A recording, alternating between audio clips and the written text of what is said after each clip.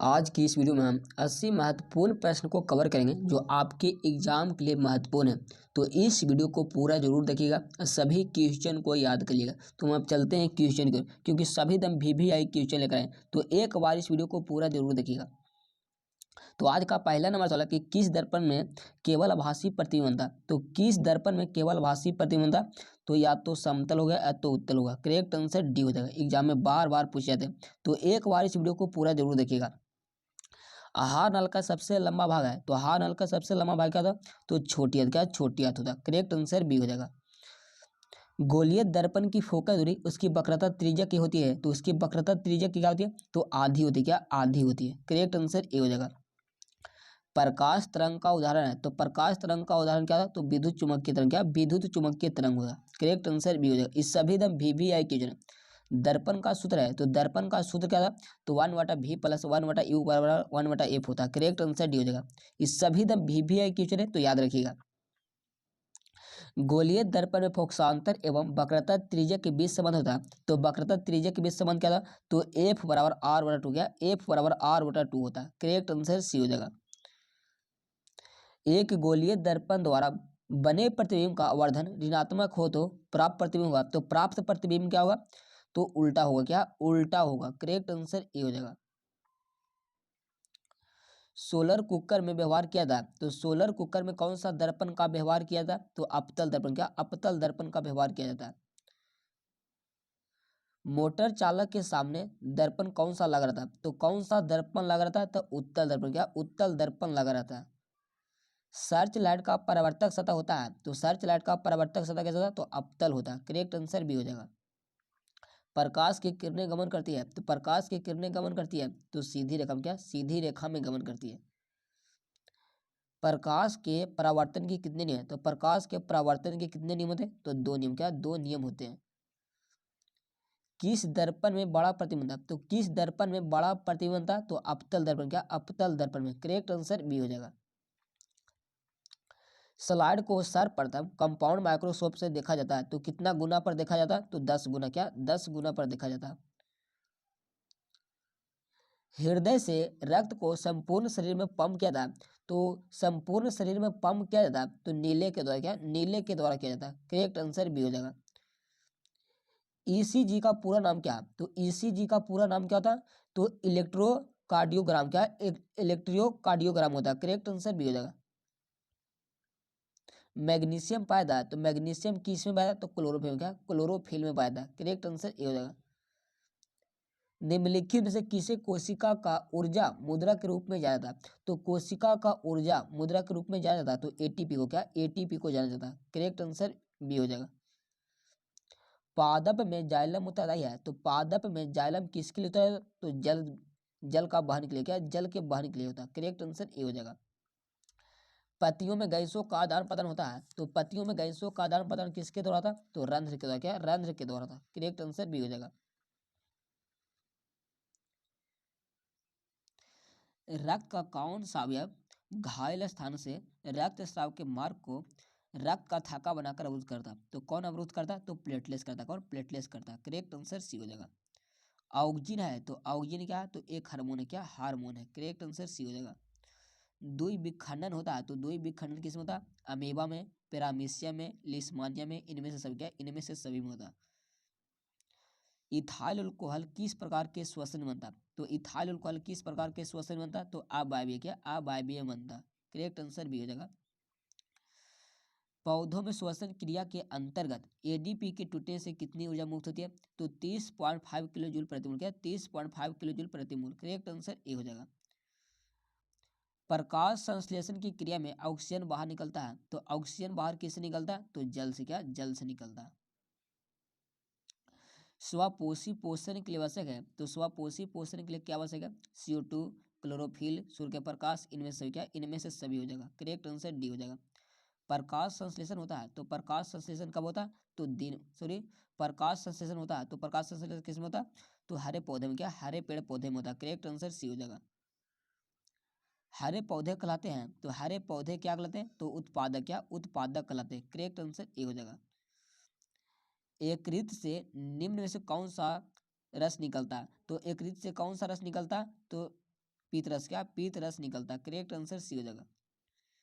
मानव हृदय में कितने कोष होते हैं? तो मानव हृदय में कितने कोष होते हैं? तो 4 कोष। कितना? 4 कोष होते हैं। करेक्ट आंसर डी हो जाएगा। मानव हृदय का औसत प्राकुंचन दाब कितना था? तो प्राकुंचन दाब कितना लगभग होता? तो 120। कितना? 120 mmHg होता। करेक्ट आंसर ए हो जाएगा। पौधों में बाष्पोत्सर्जन किस भाग में होता? तो पौधों में बाष्पोत्सर्जन किस भाग में होता? तो पत्ता में। का पत्ता में होता। करेक्ट आंसर सी हो जाएगा। इस सभी द VVI क्वेश्चन है। मनुष्य का हृदय प्रति मिनट कितनी बार धड़कता है? तो मनुष्य का हृदय 1 मिनट में कितना बार धड़कता है? तो 72 बार। कितना? 72 बार धड़कता है। करेक्ट आंसर बी हो जाएगा। मस्तिष्क उत्तरदायी है, तो मस्तिष्क किसके लिए उत्तरदायी है? सोचने के लिए, हृदय स्पंदन के लिए, या शारीरिक संतुलन के लिए? इनमें से सभी। क्या? इनमें से सभी। करेक्ट आंसर डी हो जाएगा। इनमें से समानता किसका उपयोग कोशिका द्वारा ऊर्जा उत्पादन के लिए होता है? तो कोशिका द्वारा ऊर्जा उत्पादन के लिए होता है तो ग्लूकोज का। क्या? ग्लूकोज का होता है। करेक्ट आंसर सी हो जाएगा। मनुष्यों में सांस लेने और छोड़ने की क्रिया को क्या कहते हैं? तो क्रिया को क्या कहते हैं? तो श्वासवास। क्या? श्वासवास कहते हैं। करेक्ट आंसर बी हो जाएगा। निश्वास द्वारा निकली वायु में रहती है, तो निकली वायु में क्या रहता है? तो कार्बन डाइऑक्साइड। क्या? Carbon dioxide. Correct answer A हो जाएगा। प्रकृति में ऑक्सीजन का संतुलन कैसे बना रहता है? तो कैसे बना रहता है? तो प्रकाश संश्लेषण के द्वारा। क्या? प्रकाश संश्लेषण के द्वारा बना रहता है। करेक्ट आंसर बी हो जाएगा।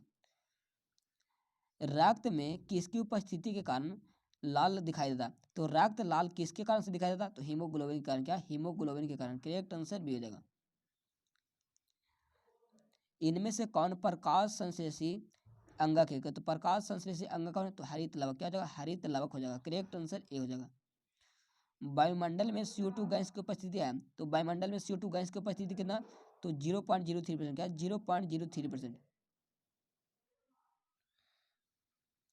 ग्रहणी भाग है, तो ग्रहणी किसका भाग है? तो ग्रहणी छोटी आंत का। क्या? ग्रहणी छोटी आंत का भाग है। करेक्ट आंसर सी हो जाएगा।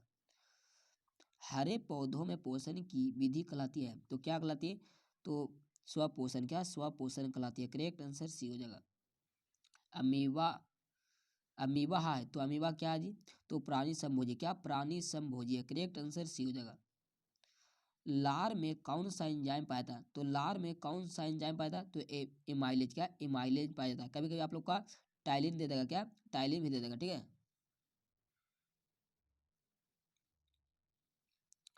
वसा का पाचन किसके द्वारा था? तो वसा का पाचन किसके द्वारा था? तो लाइपेज के द्वारा। क्या? लाइपेज के द्वारा था। करेक्ट आंसर डी हो जाएगा।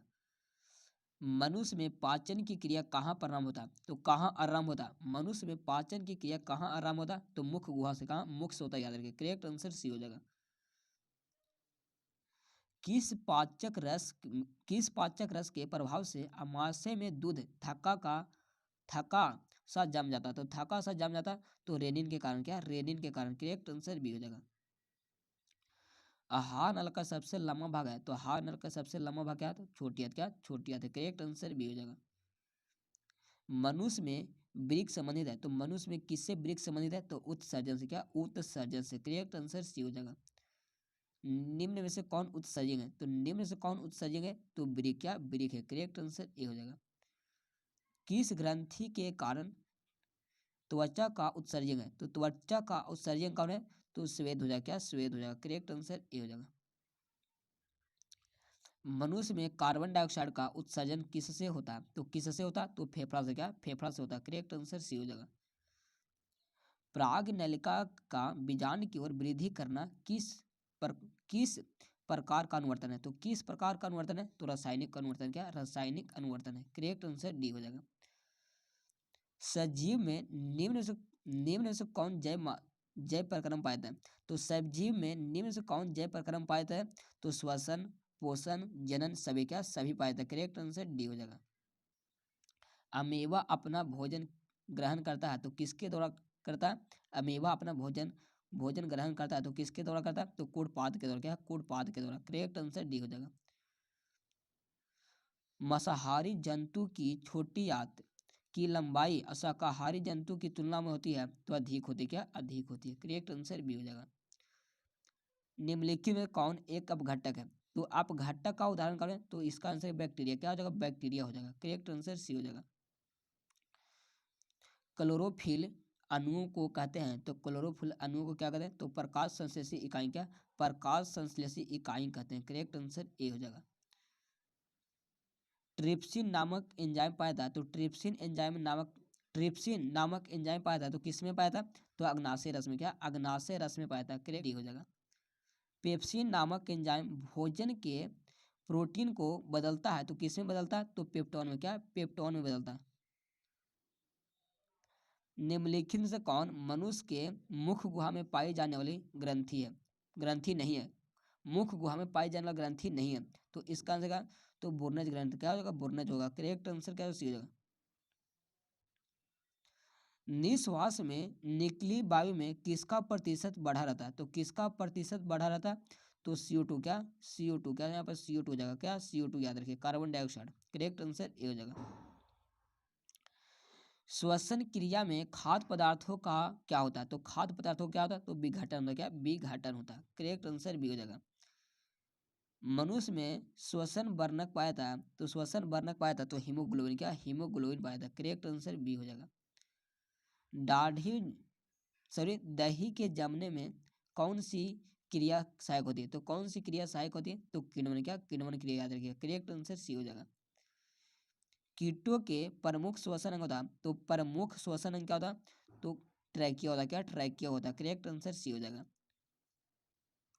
निम्नलिखित में से कौन सा यौगिक कोशिकाओं के रासायनिक ऊर्जा का सार्वजनिक वाहक है? तो सार्वजनिक वाहक कौन है? तो ATP है, क्या ATP है। करेक्ट आंसर बी हो जाएगा।